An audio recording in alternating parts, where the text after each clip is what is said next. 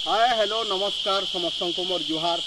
तो मुई अच्छे आज आमर खपराखोल ब्लॉक रो गोटे एंता गाँव रे जेनटा कि एंता गोटे जगह एंता गोटे पिकनिक स्पॉट जेनटा एक्चुअली लोकल लोचन के नहीं आबार तो इनके लोग भुजी करी आसी नहीं पारबार।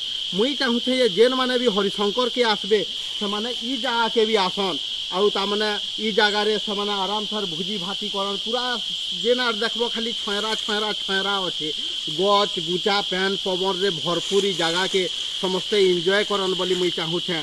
आउ इटा एक्चुअली अच्छे बाभनी न ई जगहटा हरिशंकर रु खाली 7-8 किलोमीटर रो डिस्टेंस है। ई जगह के आपण माने बाइक जुगे भल रास्ता घाट अच्छे इनके पहुँची पारबे आउ ई जगार मजाटा उठे पारबे। तो निहाती जगह के आसन आउ आपण माने ई जगह के आबे बेले इनर जेन प्राकृतिक परिवेश अच्छे दिल खुश हो जीवा आउ ई जगह रे यात्रा माने भी करसन तो इन सब किसी आपण माने अपडेट माने पेई पारबे। रहनी जुहार वीडियोटा भल लगी बेले निहाती भावे शेयर करबे। जय गंधमार्दन, जय हरिशंकर बाबा।